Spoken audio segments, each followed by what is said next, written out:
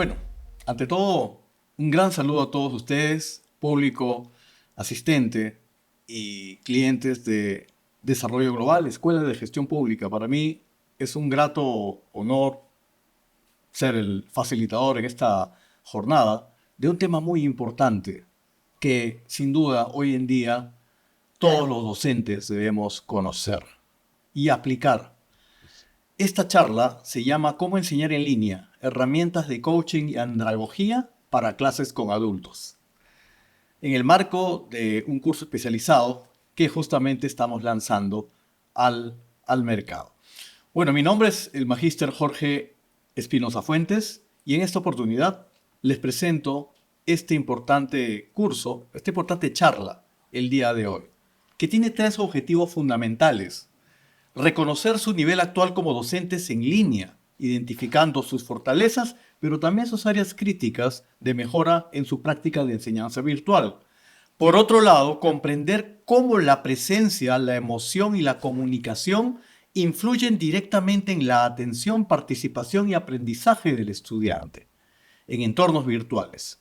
Y además vamos a hablar sobre cómo experimentar herramientas para la dinamización de la experiencia del aprendizaje, de tal forma que les permita comunicar con mayor naturalidad, impacto y seguridad frente a la cámara. Bueno, me toca brevemente presentarme. Es algo que quizás yo lo paso de manera rápida, pero es pertinente que ustedes sepan quién les está hablando. Soy el magíster Jorge Espinosa Fuentes, tengo maestría en Administración y en Gestión Pública, también contador público de profesión y coach certificado a nivel internacional. También me certifiqué como coach educativo hace ya unos años por la Fundación Amauta con el respaldo de la World Happiness Foundation. Asimismo, tengo especialidades en coaching ejecutivo, coaching de equipos, coaching organizacional, diplomados en neurocoaching y en gestión estratégica del talento humano, y también certificado como especialista en habilidades blandas a nivel universitario. También tengo una certificación de liderazgo y como orador del John Maxwell Team de los Estados Unidos, entre otras certificaciones que he conseguido durante los últimos años. Pero principalmente la experiencia como docente universitario hace ya unos años atrás y que me ha permitido incluso conseguir algunos logros, algunos premios, algunos reconocimientos, y justamente a partir de que empecé a aplicar el coaching educativo, y lo hice en muchísimos casos en la educación en línea, en la educación virtual, como le llamamos también. Entonces, bueno, es un gusto, es un honor para mí dirigirme a todos ustedes, y la agenda que vamos a ver hoy día es la siguiente. En el bloque 1 hablaremos sobre el docente en línea, el autoconocimiento y la presencia consciente del docente. Además, en el bloque 2 hablaremos de el adulto que aprende en línea, claves andragógicas esenciales. Hablaremos de andragogía como tal. Y en el bloque 3 hablaremos sobre cómo enseñar conectando con fluidez y naturalidad. Vamos a empezar con esta presentación y ahí vemos un mensaje, una frase inspiradora de John Dewey que decía: la educación no es la transmisión de información, sino la creación de experiencias significativas.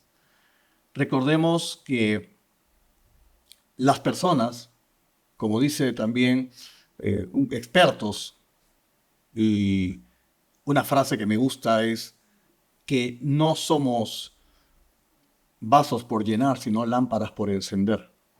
Y además María Alonso Puig dice que todos nosotros, los seres humanos, desde niños, personas adultas y mayores, tenemos una grandeza interior, que muchas veces no la descubrimos, y no es responsabilidad absoluta del docente, por supuesto, pero sí es responsabilidad de los docentes tratar de iluminarles el camino a nuestros estudiantes. Tenemos una gran responsabilidad, que es acompañar su proceso de mejora continua de cada una de las personas que asisten a los diferentes cursos, programas, carreras o lo que estés dictando en este momento. Por lo tanto, si continuamos con la presentación, podemos ver un mensaje más acá que dice lo siguiente: ¿qué deberían hacer los docentes en línea para mejorar las experiencias de aprendizaje con sus estudiantes? ¿Qué tendrían que hacer? Es una pregunta que yo se la dejo a ustedes para que la puedan analizar y puedan pensar un poco qué tendríamos que hacer para ser mejores, para que nuestras clases sean más dinámicas, para que haya más participación, para que las cámaras se enciendan cada vez que empezamos una sesión. Para todos, incluso para mí, fue difícil, sobre todo al inicio, cuando tuvimos que adaptarnos a este cambio. Si bien es cierto, esto ya existía hace muchos años, esto de las plataformas virtuales, muy pocos lo usábamos, porque estábamos acostumbrados a la enseñanza tradicional, que por lo general era la presencial. Pero si vemos esta imagen, dos fotografías, una en blanco y negro. Se ve una profesora muy bien vestida, con unos alumnos impecables, como era hace muchísimos años y se estilaba hace un siglo atrás. Todos ordenados, bien peinaditos, y una sesión, una clase, digamos, común de 1919. Y al lado derecho vemos una clase muy similar, pero del 2019, o sea, estamos hablando literal de 100 años después. ¿Qué creen ustedes que ha cambiado? ¿Sustancialmente ven un cambio radical? ¿Ven una diferencia notoria entre una fotografía y otra? Más allá que una esté en blanco y negro y otra esté a colores. Pues la verdad vemos las imágenes y casi vendría a ser lo mismo, ¿no? Vemos chicos en posiciones similares, solamente que los del 2019, quizá porque ahora hay más permisividad, se echan en las carpetas, en las mesas, y están quizás en adoptan posiciones un poco más relajadas con respecto a hace más de 100 años atrás, donde la educación y los alumnos eran, digamos, educados de manera muy estricta y los profesores eran una autoridad total. Pero, ¿qué debieron aprender los docentes durante 100 años y qué no aprendieron? Porque de pronto uno ve esto y dice, wow, acá no parece que hubieran transcurrido 100 años, parece que hubieran pasado a lo mucho 30 años. Entonces, después, casualmente, como todos lo sabemos, vino el cambio radical, vino esta ráfaga de nuevos conocimientos, de nuevos aprendizajes, de salir de la zona de confort a partir que llega el COVID-19 y la pandemia y toda esta etapa que hemos transitado el mundo entero y que trajo consigo una serie de cambios, transformaciones, adaptación para algunos, a otros no les gustaba la adaptación. Y créanme que yo, que soy docente también, he podido notar que los alumnos, sobre todo los más jóvenes, se adaptaron más rápido a los cambios que los mismos docentes. Y eso justamente es lo que acá vengo a traerles un poco y entrar en conciencia. ¿Qué es lo que los docentes, los profesores tendríamos que hacer a partir de ahora en esta nueva etapa, ya una etapa post-pandemia, hace ya unos años atrás? Estamos en esta nueva etapa, en esta nueva era, en donde además la inteligencia artificial se impone en todos los ámbitos.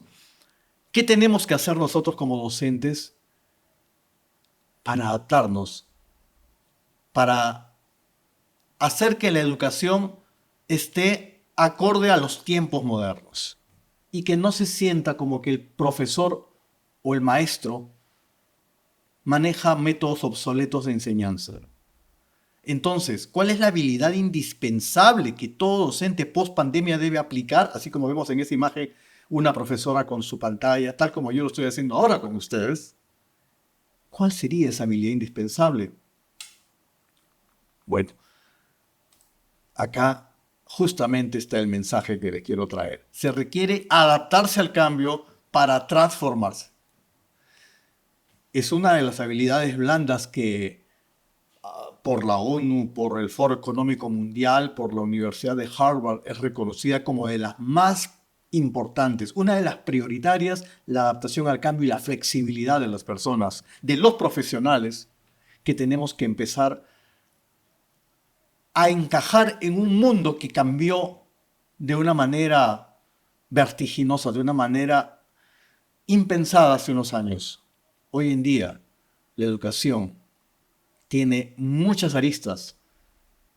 Los alumnos muchas veces tienen información antes que nosotros los maestros. ¿Y qué tenemos que hacer entonces? Adaptarnos. Entender que el mundo cambió y que nosotros también tenemos que cambiar a la par.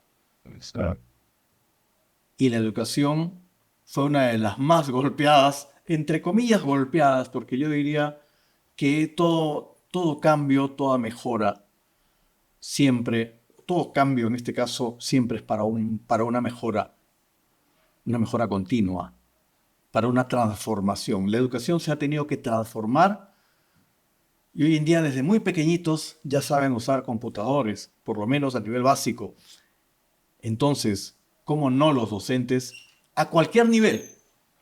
Sea a nivel escolar, sea a nivel universitario, sea a nivel instituto, sea a nivel posgrado, todos absolutamente, tenemos que aprender a aplicar también herramientas. Y por eso, en el bloque 1 les voy a hablar lo primero que tiene que aprender un docente. Le dije hace un momento que tenía que adaptarse, perfecto. Pero para que un docente se adapte, tiene que primero, autoconocerse, mirar hacia adentro. Como decía Carl Jung, el que mira hacia afuera sueña, pero el que mira hacia adentro despierta. ¿Qué queremos nosotros como docentes? Buscar responsables siempre fuera, que es el gobierno, que es el Estado, que las nuevas generaciones, que no son como las de antes. Y venimos trayendo digamos, un libreto que no nos ayuda, no nos suma. En vez de empezar a primero mirar hacia adentro y decir, bueno, efectivamente, el que falta cambiar acá soy yo. Y el que tiene que aplicar mejores estrategias para lograr conectar con el estudiante soy yo. Asumir que nuestra responsabilidad es grande. Y así como es grande, nos obliga a autoconocernos y a ser conscientes de nuestro rol. Por eso, en este caso, la transformación del rol docente en los entornos virtuales. Miren que hay unos datos importantísimos que me gustaría compartirles. En el Perú, al inicio de la pandemia, fue muy complicado llegar a todos los hogares. Sí es verdad, cuando empezó esta transformación, digamos, a nivel mundial, y hablando de educación propiamente, por datos del INEI, el 40.1% de la población peruana no tenían señales de Internet. Es decir, los colegios, las universidades y todo centro educativo decían, vamos a dar clases en línea. Y más allá que muchos profesores y alumnos no sabían utilizar la tecnología, pero lo más grave era esto, el 40.1% de la población no contaba con Internet. Entonces tenías, capaz en ese tiempo todavía existían, no tengo claro, cabinas de Internet en algunos lugares, ahora prácticamente ya no existen, pero por ahí hay todavía. O irse a la casa de alguien que tenía Internet y utilizar su computador, o sencillamente no estudiar. No tenían mucha opción las personas. Y ahí es donde justamente saltó que la educación estaba todavía en pañales, que no se contaba con las herramientas suficientes, que el Perú, así como muchos países de América Latina, no estaban preparados para una transformación educativa a este nivel. Y entonces justamente esta educación virtual, entonces, hoy en día, esta cifra obviamente ya se ha cortado porque ahora las familias entendieron que tienen que estar interconectadas y se tiene que invertir. Ahora las tarifas también de Internet son mucho más bajas, hay muchas más ofertas. Y entonces la enseñanza en línea exige no solo el dominio del contenido. Tenemos muchos docentes que tienen una gran experiencia, pero sobre todo una gran sapiencia, un gran conocimiento de sus materias. Sin embargo, no conocen a sus estudiantes. No saben transmitir lo que saben. Se quedan con el conocimiento y ellos asumen que tener impacto es dejar exámenes demasiado rigurosos y de pronto de alta exigencia. Ojo que no estoy en contra de los exámenes de alta exigencia, pero cuando esa es la única manera de motivar al alumno a que no falte a clases y decirles, tal día va a haber examen, así que no falten, y empezamos a trabajar la amenaza como una estrategia para que el alumno se mantenga conectado a clases, es ahí donde fallamos como docentes. Porque alguna vez también capaz lo habré hecho, antes que me forme como coach educativo. Pero pude entender que esa no era la manera de llegar a los alumnos. El docente impacta de su forma de comunicar y muchos lo desconocen y es algo que lo voy a ver ahora también en un momento. ¿Cómo comunicamos como docentes? ¿Cómo manejamos la voz? ¿Cómo reconocemos las emociones? Y muchos desconocen este tema de comunicar, no solo desde lo que se explica o domina. Y docente, quiero decirte algo. Tu currículum no te garantiza el éxito en tus sesiones de clase. Ni que los alumnos en las encuestas te pongan como con el máximo calificativo porque tienes un gran currículum. Ellos te califican de acuerdo a tú cómo los tratas, según cómo los conoces, si interactúas con ellos, si sabes al menos sus nombres y sobre todo, si logras conectar con sus emociones. En la experiencia de aprendizaje virtual, el docente debe incorporar nuevas dinámicas que permitan interactuar con los estudiantes. Por eso mismo la interacción. La interacción tiene un alto componente emocional, pero tenemos que aplicarlo sí o sí. Indispensable en la enseñanza en línea hay 4 aspectos fundamentales y son claves del docente virtual y por favor eso quisiera que lo anoten porque si no lo tienen claro entonces vamos a tener alguna confusión. Y algo ya mencioné hace un momento, pero acá lo voy a resaltar. Uno es la voz. Yo estoy tratando de hablar en un volumen mediano o alto. La voz es importante que tenga que salir con esa seguridad que inspira autoridad y para eso necesitas también tener energía docente, energía para poder llegar a través de una plataforma, ya sea Teams, ya sea Zoom, ya sea Meet, cualquiera que utilices, Blackboard, Q10, yo he usado muchas. En este mundo de la enseñanza virtual tiene una gran influencia la energía que tú utilizas al momento de hablar y de explicar un tema. Por eso es fundamental la voz. También es otra clave la presencia y la autoridad. De la presencia voy a explayarme un poco más en la siguiente diapositiva, pero básicamente es eso. Es que te sientan presente. Es que tus estudiantes sepan que estás ahí. Que se sienta que tú eres el director de orquesta del aula.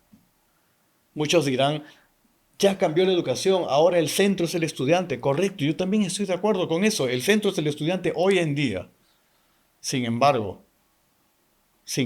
el docente es la autoridad, es el que lleva el manejo, porque si no sería un caos, ¿no? Cada uno hiciera lo que quisiera y no habría una secuencia de actividades. Alguien tiene que llevar el control de las actividades en una sesión, en un aula.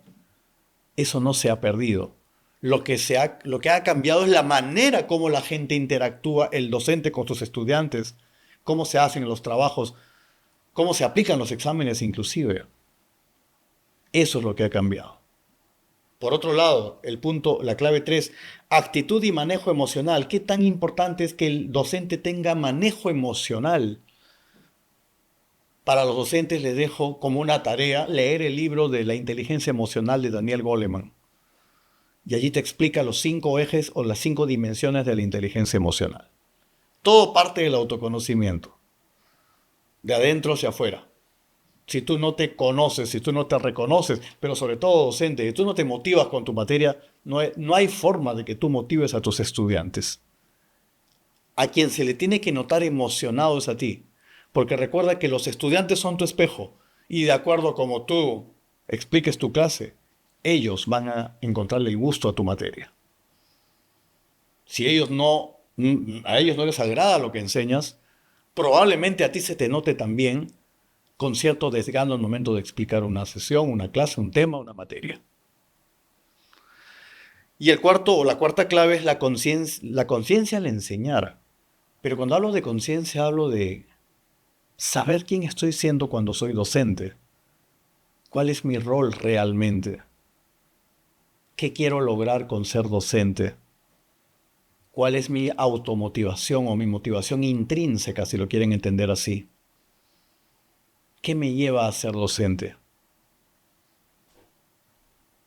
Si solamente hay una motivación económica, siempre lo diré, empezaron los problemas. Porque tiene que haber una vocación definitivamente. Me tiene que gustar que las personas crezcan, porque cuando yo hago una clase de impacto, mis estudiantes crecen intelectualmente y posiblemente también emocionalmente. ¿Y por qué no decir espiritualmente? Todo depende de cuánto inspires tú al momento de dar tu clase. Por eso es tan importante entender cómo funciona todo esto y cómo se concatenan estos puntos, ¿no? Por eso acá venía un poco a ampliar esto de la presencia del docente en línea. La atención plena durante la clase. Y no estoy hablando de tu estudiante, estoy hablando de ti, docente. Usted, maestra, maestro, ¿cuánto escuchas a tu estudiante? ¿Cuán, ¿Cuán despierto y cuán conectado estás con sus necesidades, con sus realidades? Recordemos que los estudiantes vienen de diferentes familias, con diferentes historias, con diferentes situaciones económicas, internas. Y como que hay dicho que dice, nadie sabe lo de nadie. Entonces, ¿cuán atento estoy a la realidad de mis estudiantes, a sus emociones, a sus necesidades? Y eso es ser un docente presente. Requiero trabajar mi escucha activa. Y la escucha activa es una escucha completa, total. ¿Qué es lo que quiero yo entender de cada uno de mis estudiantes? ¿Qué puedo recoger de solamente observar su mirada? Porque a veces cuando desarrollamos tanto esto de la atención plena y la escucha activa, nos basta una mirada de alguien para poder darme cuenta o percibir qué está necesitando. Es muy importante por ello trabajar la atención plena, pero también la coherencia entre el discurso y la pasión. Hay docentes que suelen decir que su materia es lo mejor que hay, que es importante. Por decir, si yo enseño inglés, yo soy docente de inglés, estamos en una suposición, y digo que es muy importante aprender un idioma para que podamos traspasar fronteras si es que queremos hacer negocios para otros países, qué sé yo. Argumentos hay de sobra. La pregunta sería, si a mí no me ven emocionado con mi discurso, si no hay pasión a lo que yo estoy tratando de transmitir con mi explicación, entonces no hay coherencia y se convierte en una presentación incongruente. ¿Por qué? Porque yo, por un lado, doy a entender que es importante aprender la materia que dicto, pero por otro lado yo no me emociono con lo que digo. Entonces tenemos que darnos cuenta que la coherencia es fundamental. Requiere una dosis extra de energía. Sí, docentes. Y sabemos que muchos estamos cansados, porque el trabajo docente hay que resaltar algo y yo los felicito a todos ustedes, porque yo lo sé, porque yo lo vivo también. Es un trabajo muy agotador, porque no acaba el trabajo en la clase, en el aula. A veces tenemos que llevar trabajo a la casa, corregir pruebas, exámenes, presentar informes, subir notas, revisar prácticas, elaborar exámenes. Sé lo sacrificado que es. Pero la pregunta es,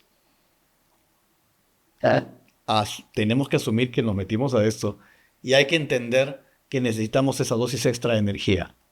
Por ello, otro punto importante de la presencia del docente en línea es la capacidad de sostener el clima de grupo. Y ustedes me dirán, ¿cómo se puede lograr eso? Si en una clase presencial es difícil manejar a un grupo de alumnos, ¿cuán más difícil puede ser a nivel de una clase en línea? Sí, por supuesto que es desafiante. Pero también tenemos que aplicar otra de las habilidades blandas que yo también en otros talleres suelo enseñar y se las voy a decir ahora, aunque no está en la diapositiva, se lo puedo decir porque se me viene en este momento que se llama la creatividad. ¿Cuán creativo puedo ser yo como docente para hacer que estos alumnos que nunca prenden su cámara en un minuto lo hagan. Capaz puedo poner un reto de inicio de clase. Capaz puedo hacer grupos o hacer que se hagan ejercicios en pares. Estrategias existen, pero si la mente del docente no está abierta y si estamos con la mente dormida o permanentemente en la queja, quejándonos de la educación, entonces es poco probable que en una mente cerrada surjan ideas. Por eso que es muy importante primero despejar tu mente docente y aprender a aceptarte y aceptar que este rol es un rol sacrificado, pero a la vez muy bonito, muy que te invita a ser creativo. Es un rol privilegiado, diría yo, ser docente. No cualquiera enseña a alumnos, a jóvenes, a niños o adultos. Por eso, el coaching educativo, lo voy a mencionar así brevemente, es un proceso de acompañamiento basado en preguntas, reflexión y retroalimentación para poder potenciar las habilidades y alcanzar metas de aprendizaje. El coaching como tal es una disciplina. Eso quiero aclararlo también acá porque muchos me preguntan ¿y qué es coaching? Y algunos lo confunden con una profesión. Por supuesto que no lo es. Y acá la aclaración. Es una disciplina que te permite tener un panorama distinto de la vida. Trabaja en tu observador para que puedas ver posibilidades donde antes solamente veías problemas. Pero sobre todo te invita a ponerte metas alcanzables, medibles y sobre todo tienes que terminar haciendo un plan de acción. Pero para lograr esas metas tienes que asumir anticipadamente que la responsabilidad es tuya. Y cuando llevamos el coaching al mundo educativo, entonces estamos asumiendo los docentes que nosotros somos los responsables directos de los resultados que obtengamos. Que podrían decir, sí, el director, la escuela, el decano, las normas no me ayudan. Y yo siempre voy a decir, la responsabilidad sigue siendo tuya. Y si estás aceptando trabajar en ese lugar, es porque entonces estás aceptando sus reglas de juego. Por eso es que es muy importante que este proceso de acompañamiento, no, es un proceso de preguntas, de reflexión. El coaching se basa en preguntas. Entonces tienes que conocer a tu alumno. ¿Cómo lo conoces? A través de preguntas. Si no, ¿cómo vas a saber lo que necesita o el vacío interno que tiene? En el mundo moderno, el docente es un dinamizador y no el dueño absoluto de la verdad. Se requiere docentes cero juicios que conozcan a sus estudiantes, que interactúen con ellos, que sepan levantar sus necesidades y que logren inspirarlos. Los aportes del coaching educativo son muchos, pero sinteticé en 4 en esta lámina. Una es autoconocimiento como base, que ahora vamos a hacer un ejercicio. 2, que es la autonomía antes que la obediencia. ¿Cuántos alumnos obedientes tenemos? Probablemente muchísimos, capaz la mayoría. Pero de la obediencia no se logran los resultados, sino de la autonomía. Personas obedientes no saben tomar decisiones. Y si nosotros tenemos a cargo las vidas de las personas a partir de la educación, tenemos que enseñarles a ser autónomos. A que ellos mismos se den cuenta y asuman su responsabilidad. La conciencia antes que la corrección, tratar de ver el error como que no es un error, porque eso nos han enseñado desde chicos, que cuando cometemos una equivocación, estamos lapidados. Y lamentablemente los docentes también hasta ahora cometen ese error. Muchas veces comparando un alumno con otro. Una falla garrafal, por ejemplo, en el mundo educativo.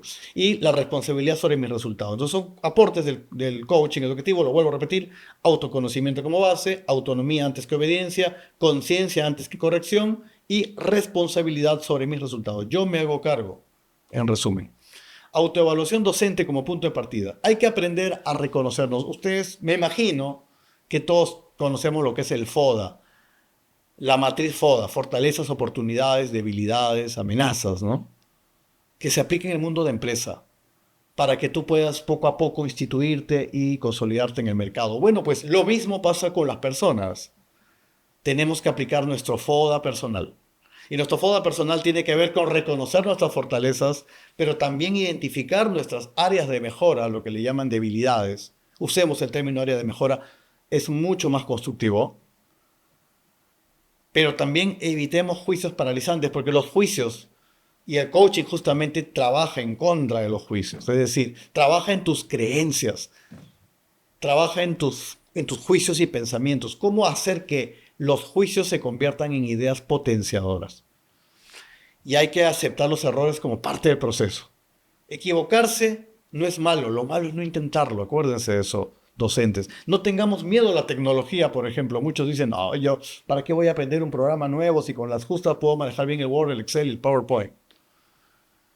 Y nos limitamos totalmente a aprender un mundo de posibilidades que la tecnología y el mundo moderno nos ofrece. Pero todo parte de una resistencia. Si estamos resistiendo, lamentablemente no vamos a lograr resultados. La autoevaluación docente como punto de partida, simplemente reconocer nuestras fortalezas, identificar áreas de mejora, como les dije, evitar juicios paralizantes, aceptar los errores, y todo eso me va a llevar ¿a qué? A un desarrollo docente como proceso. No es inmediato ni lineal. El desarrollo docente no es inmediato, toma su tiempo, requiere práctica consciente y se fortalece con el acompañamiento. Y para eso estamos los coaches, porque los coaches lo que hacemos es acompañar procesos de mejora para el logro de resultados, tanto para personas y también aplica para empresas u organizaciones. Entre ellas, por supuesto, las escuelas, las universidades, los colegios y todo ente educativo. Pero todo es un proceso, como vemos que la oruga se transforma en mariposa y eso no pasa en 10 minutos. Toma el tiempo que tenga que tomar. Los procesos son así. Hay que tener paciencia para que las cosas se den, siempre y cuando las hagamos bien. Por eso los procesos tienen que ser bien acompañados y para eso estamos los coaches. Acá tengo un ejercicio para ustedes que yo igual se los puedo compartir luego como ficha, como una ficha, y se llama la rueda del docente en línea, que es fantástico. Que yo lo he creado y que seguramente muchos docentes lo pueden crear a su manera. Pero desde mi perspectiva, desde mi experiencia, desde lo que yo he podido observar, el docente en línea tiene retos que asumir. Y ahí ustedes pueden ver una rueda que tiene 8 pedazos, 8 partes. Y cada una de esas partes a su vez tiene un título. Cada título tiene que ser puntuado del 1 al 10. Como si fuese una nota. 10 es lo máximo, 1 es lo mínimo y puedes colocar los puntajes que quieras de en medio.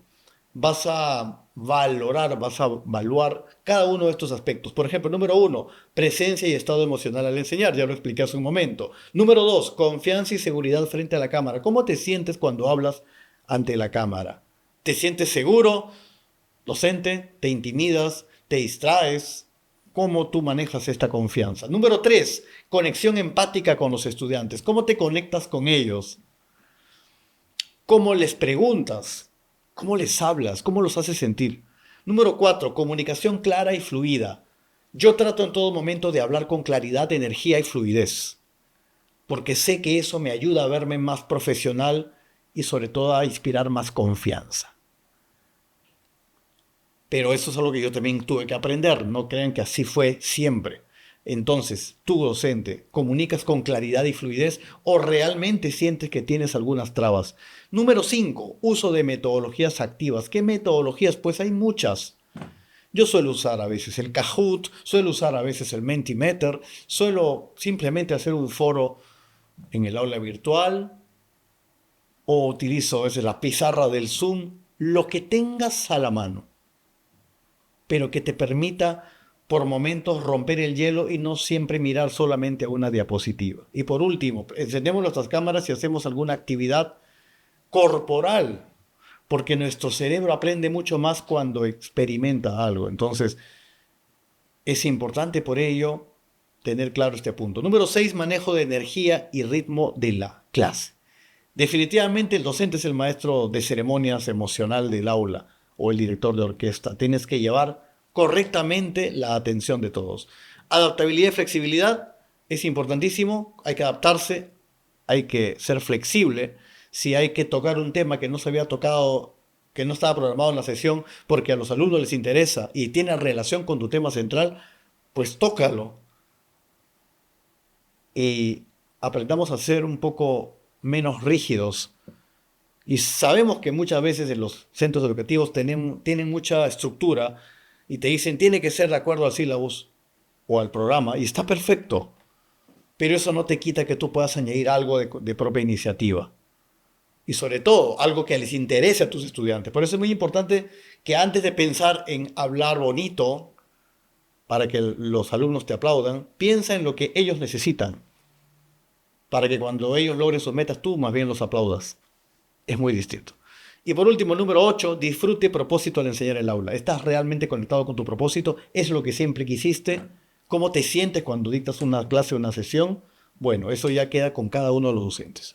Pasamos al bloque 2 de los 3 que tengo programados. Dice, el adulto que aprende en línea, claves andragógicas esenciales. Acá ya entramos a lo que es la andragogía.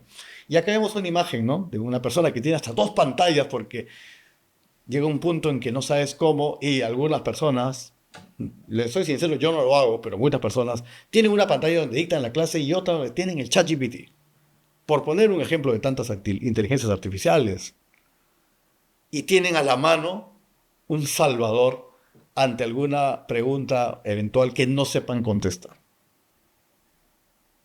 Porque siguen creyendo que el docente tiene que ser perfecto y tiene que saber todas las respuestas de todos sus alumnos. Yo les cuento un pequeño secreto, se los puedo adelantar. Cuando algún alumno me ha hecho una pregunta que no he tenido la respuesta tan clara a la mano, les he dicho vamos a investigarlo juntos y he hecho un debate en grupo.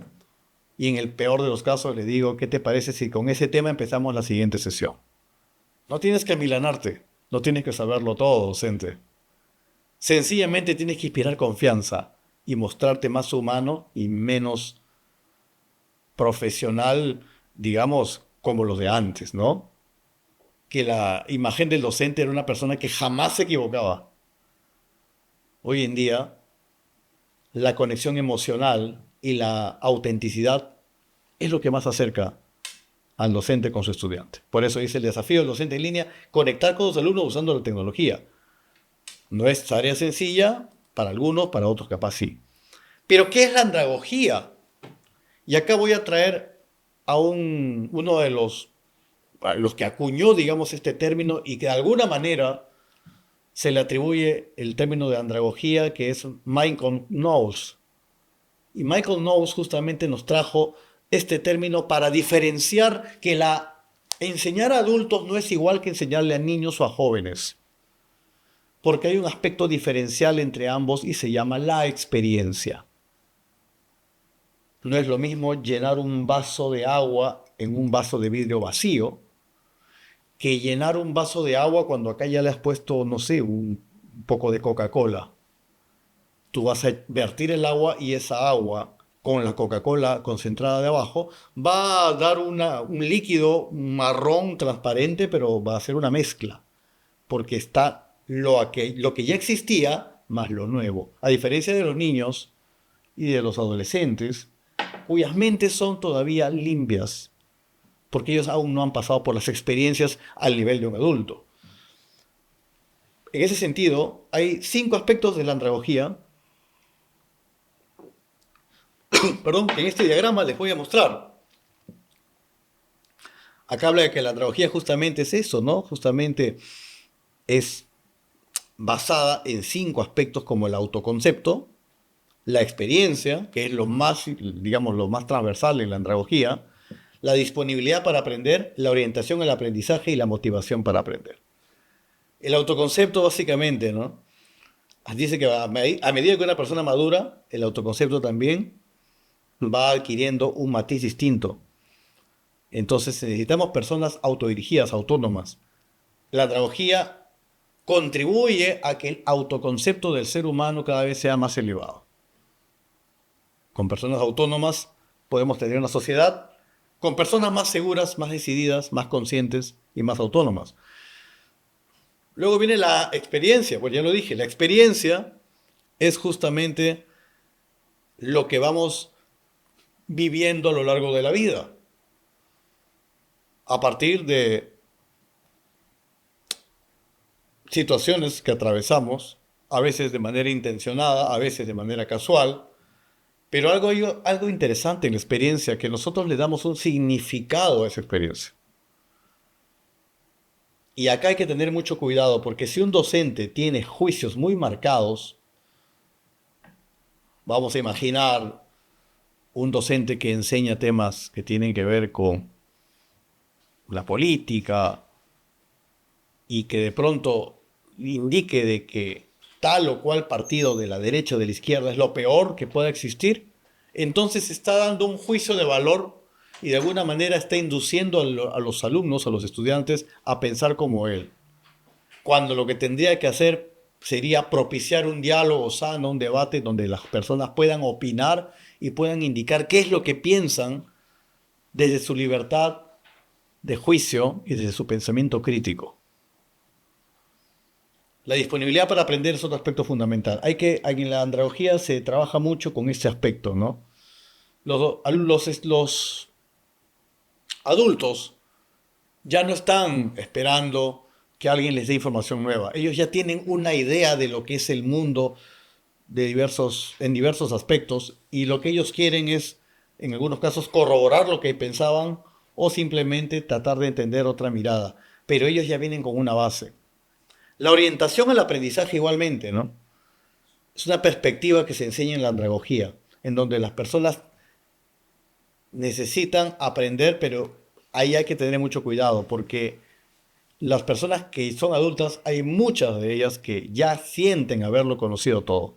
Entonces, cambiarle un poco la forma de pensar es hasta cierto punto un reto bastante desafiante para un docente en línea. Y por último, la motivación para aprender. La motivación en un adulto es la automotivación, es intrínseca, a diferencia de un niño, de un adolescente, de un colegio, una escuela, donde la motivación es extrínseca, porque los padres lo matriculan y ese alumno va y asiste a clases, es menor de edad, pero cuando tú te pagas tus estudios, nadie te está obligando. Tú estás eligiendo, y a partir de esa elección consciente, tú también exiges. Y si no te convence un docente por su método, por su forma de enseñar, por X razones, sencillamente no hay motivación. La motivación es intrínseca en los adultos y extrínseca en los menores. Entonces, ahí hay varias diferencias respecto a la que es la pedagogía. Y bueno, el aprendizaje adulto en contextos virtuales, en general, ¿qué los motiva a los adultos? Ponte a pensar, ¿qué los motiva? El adulto aprende de su experiencia previa. Si un tema que me enseñan no concuerda con lo que yo he vivido, no me interesa. Deja de ser determinante para mi vida. Deja de ser relevante. Necesita comprender el sentido de lo que aprende. El adulto busca sentido a las cosas. Es muy importante entender que sin sentido, sin propósito, las acciones no tienen peso. Hay mucha gente que deja las metas a medias porque no tienen un propósito claro. Y por eso es muy importante en un docente tener sentido. Encontrarle, el sentido a lo que está haciendo, a la profesión o incluso a la materia que dicta. Y requiere autonomía y automotivación. El docente necesita saber y estar seguro de lo que está haciendo. Tomar decisiones. Y sobre todo, saber que lo que está haciendo es lo que le va a llevar hacia su propósito.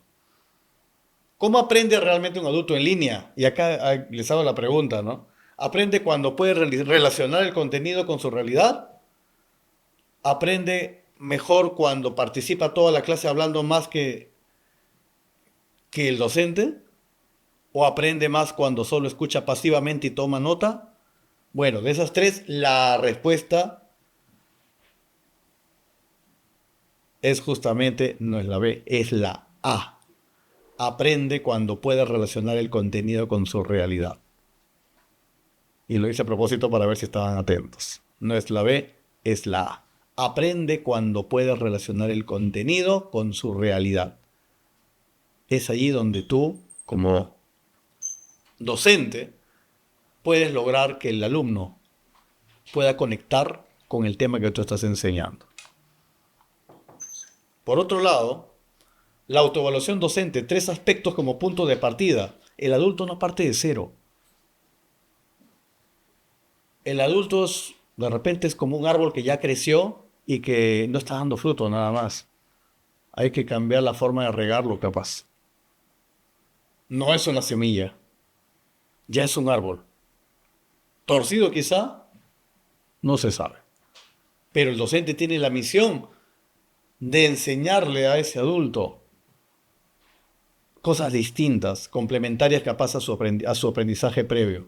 Sus saberes previos influyen en la clase, definitivamente. Hay muchos adultos que pueden tener incluso sentirse seguros de refutarle a un docente o de decirle que lo que él trajo no es lo correcto o lo real o lo verídico. Bueno, casualmente por ello, enseñarle a un adulto pues puede generar muchos debates. Y además el docente debe reconocer y aprovechar la experiencia, esa experiencia, ¿no? En vez de reprocharle al estudiante que le contradice en una sesión, darle la oportunidad que se exprese. De pronto la experiencia de ese alumno más bien enriquece mi manera de ver y de pensar o de enseñar mi curso. Y está muy bien eso, ¿verdad? Por otro lado, la motivación y propósito en la enseñanza al adulto. El adulto necesita saber para qué le sirve lo que aprende. Si no le encuentra un sentido, no le interesa. Por otro lado, la utilidad práctica. ¿Cómo puedo aplicar esto en la vida diaria? ¿De qué me sirve? El niño no te cuestiona y te das cuenta. Al niño le puedes enseñar materias que después de grande quizás se dé cuenta que no le sirvieron, pero cuando es pequeño o pequeña, no lo cuestiona, lo acepta, porque sabe que así tiene que ser.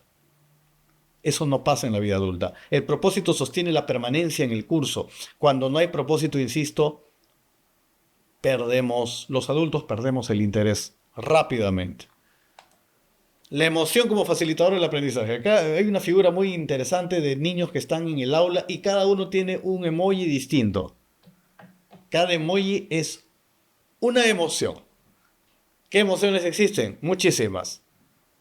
Yo siempre enseño las 6 más relevantes. La alegría, la tristeza, el miedo, la ira, el asco, la sorpresa. Y todos estamos en diferentes sintonías, ¿no? No estamos en la misma sintonía. Bueno, a veces me pongo a pensar y qué difícil es para un docente hacer que todos bailen bajo el mismo compás. No es sencillo, es un trabajo, pero es un trabajo consciente. Entonces, la emoción predispone el aprendizaje. Yo no puedo enseñarle algo a alguien que no tiene digamos, no está emocionalmente bien, estable. Entonces yo tengo que ver la manera de que ellos levanten la cabeza, que dejen de mirar al celular cuando son adolescentes sobre todo, y que me miren a mí, que soy yo el docente. Pero eso no lo voy a hacer a punta de gritos, sino de manera estratégica e inteligente. Interés y curiosidad aumentan la atención. Hay que interesarnos por mis estudiantes, por nuestros estudiantes. Tenemos que tratar de saber lo que sienten, lo que piensan o lo que esperan. Y por último, el clima de la clase influye en la participación totalmente. Es muy importante que haya participación, que los chicos sientan que si intervienen y, entre comillas, se equivocan, es parte de la clase. Errores comunes en la enseñanza online a adultos. Exceso de contenido teórico, ese es uno. Otro, clases excesivamente magistrales desde el ego del docente. Acá sí permítanme hacer un paréntesis, porque muchos docentes, yo tuve un profesor en la universidad que de las 4 horas de clase, que dicho sea de paso es demasiado 4 horas de clase, 3 horas habló de su currículum y de sus viajes y de sus logros y sus medallas y cuestiones que había alcanzado. Cosa que, bueno, pues habría que felicitarle, pero un aula de clase no es el lugar para felicitar a un docente. Para eso existen otros espacios donde se le hagan los reconocimientos debidos. Entonces es allí donde tenemos que tener mucho cuidado, porque el alumno de hoy, que es mucho más intuitivo y más listo que los de antes, inmediatamente te están escaneando, te están viendo y te dicen no, este docente no es bueno. ¿Y qué hacen muchos en muchas universidades? Juntan firmas para remover al docente que no conecta con ellos o que de pronto lo sienten que no está a la altura. Y por último, también otro error común es que poca conexión con la realidad del participante. Lo que ya dije hace un momento, el profesor habla de una cosa y los chicos están en otra. Entonces tenemos que, en vez de hablar tanto de mí, mejor hablo más de ellos, lo que a ellos les interesa. ¿Cómo evitarlos, estos errores? Diseñar clases centradas en las experiencias, que ellos sean los que revelen sus experiencias y no yo necesariamente como docente. Favorecer la interacción al diálogo asertivo, que significa, hey, tú vas a hablar y yo te escucho. Cuando me toca hablar a mí, tú escúchame, no me interrumpas. El diálogo asertivo tiene un vínculo directo con lo que se llama el respeto en la comunicación. Y respetar es decir, yo acepto que otras personas piensan distinto a mí. Y por otro lado, propone aplicación inmediata del contenido. O sea, haz que los contenidos sean prácticos, que sean también de la vida real, no solamente hables teoría. Por ello, la autoevaluación que te dejo en esta segunda parte simplemente es el ejercicio así aprendo yo. ¿Cuándo aprendo mejor en una clase virtual? Respondan allí ustedes en una hoja, pueden escribirlo, no más de 5 líneas porque también ya pierde sentido. Tienes que ser muy preciso en tus respuestas. Primera pregunta, ¿cuándo aprendo mejor en una clase virtual? Segunda pregunta, ¿qué me desconcentra o me aburre a mí como estudiante adulto? Ubica eso que a ti no te gusta. Cuando tú como docente des una clase, desde la empatía piense, ponte tú en la carpeta o en la silla y piensa, ¿qué cosas no me gustaría a mí de mi docente? Entonces, no lo hagas. Aprendamos a reconocer todo aquello que me aleja de mi alumno, que en vez de acercarme, más bien abre más la brecha. Entonces, para ello, tenemos que ponernos en ese modo de retrospección, como en este otro ejercicio, y te hago la pregunta y cada uno responderá en el chat. ¿Puedes recordar al profesor o profesora quien por alguna razón impactó más en tu vida universitaria? Y cuando decimos impactó, algunos también lo relacionan con, sí, el profesor que nos maltrataba más. Bueno, también a veces nos acordamos de los mejores y de los peores. Los extremos siempre son visibles. ¿Qué es lo que más valorabas de ese docente? La pregunta va por, obviamente, un buen docente, por el mejor que tuviste, quien más te tocó el corazón, quien mejor te hacía sentir. La clase a la que tú solías ir y decías, no me la pierdo, tengo que estar temprano. Y capaz eras de la primera o la segunda en el aula, cuando, incluso antes que el profesor llegue. Ese tipo de profesores capaz no son comunes. Pero si te impactó, debes recordar su nombre y qué materia enseñaba, y me gustaría que lo digas por qué. ¿Por qué lo admiras? Una frase de Carl Gustav Jung: uno recuerda con aprecio a sus maestros brillantes, pero con gratitud a aquellos que tocaron nuestros sentimientos. ¿Cómo te hicieron sentir? ¿Qué opinas? También te lo dejo de tarea. Y finalmente el bloque 3: cómo enseñar conectando con impacto, fluidez y naturalidad. Y acá voy a ser brevísimo. Una frase de James Hams dice: el arte de la comunicación es el lenguaje del liderazgo. Tú, docente, ¿cómo comunicas? ¿Cómo transmites emociones? ¿Cómo llevas ese mensaje de alto valor que te costó años de experiencia y de estudios a tus estudiantes? ¿Cómo lo transfieres? Insisto, el problema no es en el qué, porque yo tengo claro que ustedes como docentes saben lo que enseñan e incluso tienen claro el valor de lo que enseñan. Pero la pregunta es, ¿cómo lo transmites? Y ese cómo es lo que en el coaching educativo trabajamos muchísimo para que se produzca esa magia, esa conexión entre el docente y el estudiante. Y ojo, cuando hablo de conexión no es dependencia, no es que el estudiante dependa de ti todo el tiempo, no. Conexión significa tener una buena relación, de tal manera que haya la suficiente confianza y buen clima laboral, buen clima académico en el aula, para que se puedan generar diálogos asertivos dentro del aula y además se puedan construir experiencias agradables de aprendizaje. Acá hay una lámina en donde indica 3 tipos de lenguajes. Hubo un investigador llamado Albert Mehrabian, que cerca de 1970 hizo un estudio sobre cuál de los tres lenguajes era el que tenía mayor peso, mayor relevancia en la vida humana en general. Las palabras, que es el lenguaje verbal, el tono de voz, que es el lenguaje paraverbal, y el lenguaje corporal, que es el lenguaje de las no palabras, el lenguaje no verbal. Su nombre lo dice, corporal. Ahí están los gestos, ahí están los ojos, la sonrisa, las manos y todo lo demás, que menos las palabras. ¿Y a qué conclusión llegó Albert Mehrabian? Que tan solo el 7% de los tres lenguajes corresponde a las palabras. El 38% a los tonos de voz, o sea, el lenguaje paraverbal, y el 55% el lenguaje corporal. Es decir, tienes que ponerle emocionalidad cuando hablas. Tienes que moverte, tienes que usar tus manos, tienes que mostrar las palmas como yo lo hago. Tienes que mirar a los ojos. Conexión, sonrisa. Van de la mano esas dos. Van a la par. Movimiento de los brazos. Si tú dices, hemos logrado el primer puesto en toda la universidad, y tienes que alzar tus brazos para que ellos también se contagien. Más importante de lo que decimos es la forma como lo decimos. Sin embargo, en el mundo virtual también esto cambió y hubo un intercambio de papeles. El 38% del lenguaje corporal, perdón, el 38% que era antes lenguaje tono de voz o el lenguaje paraverbal, pasó al lenguaje corporal, y el 55% ahora es el tono de la voz. El lenguaje paraverbal ahora es más, en el mundo de la enseñanza virtual, es lo más importante. Porque de acuerdo a cómo tú trabajes el ritmo, el tono y el volumen a toda tu voz, de acuerdo a cómo hablas, los alumnos se van a quedar contentos, van a conectar con tu sesión de clase, van a conectar con tu tema.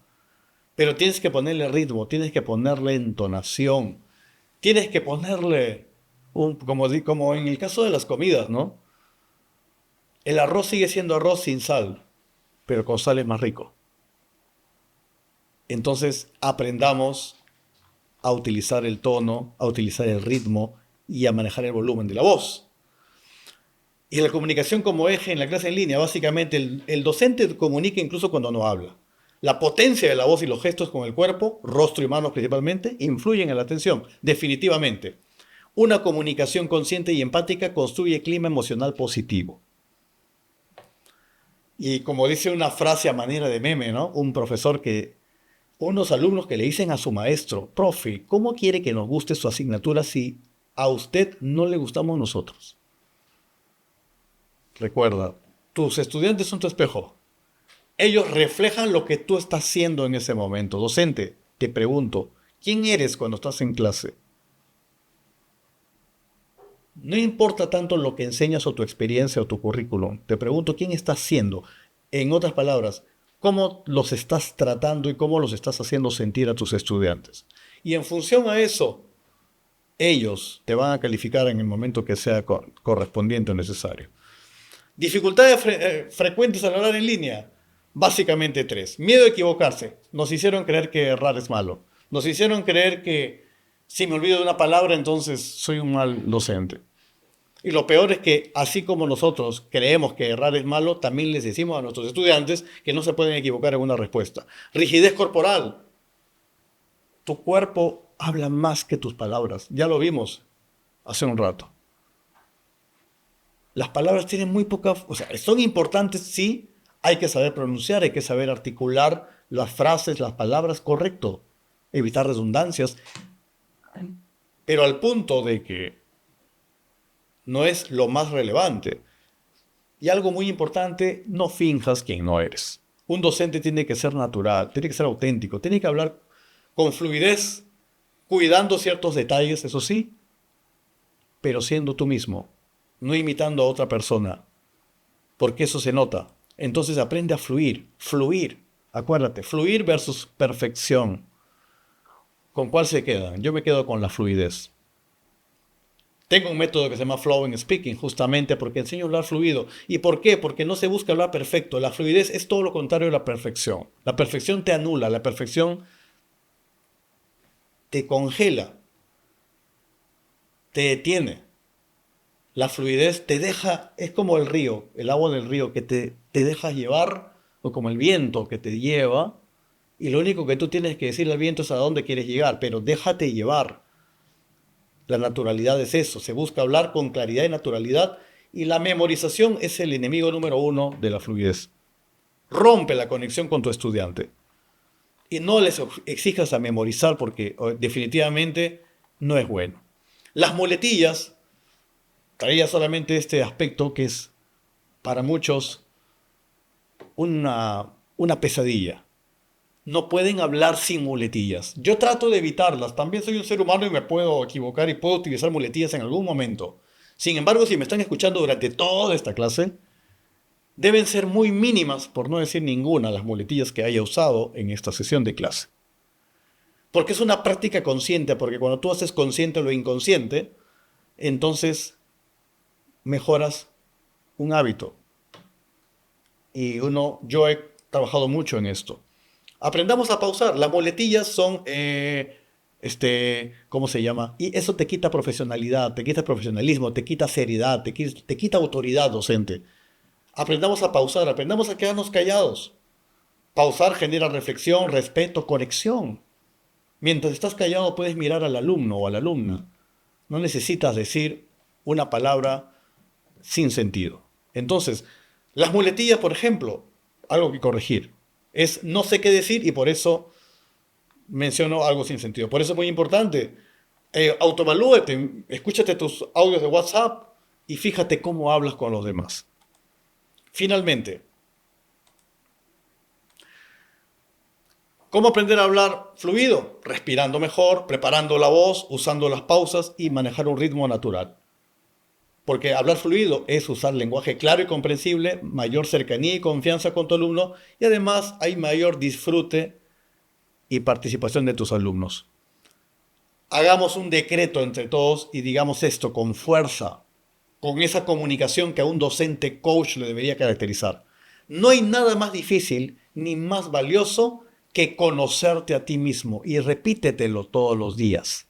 No hay nada más difícil ni más valioso que conocerte a ti mismo.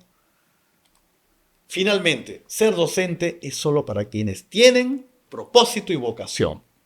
Para mejorar la humanidad y ser docente en línea es aún más desafiante. Quiero despedirme con la frase de Viktor Frankl que dice: el que tiene un para qué siempre encontrará un por qué. ¿Para qué estás siendo docente? Solamente tú tienes la respuesta, mi estimado maestra, maestro. Esta ha sido mi presentación. Agradezco a Desarrollo Global por la oportunidad y espero puedan disfrutar de los conocimientos impartidos en esta sesión. Muchísimas gracias. ¿Te gustó esta clase? Dale like, comenta, suscríbete y activa la campanita. En este lado encontrarás videos recomendados y en este lado te puedes suscribir. ¿Quieres aprender más sobre gestión pública? No te olvides visitar nuestra página web www.desarrolloglobal.p.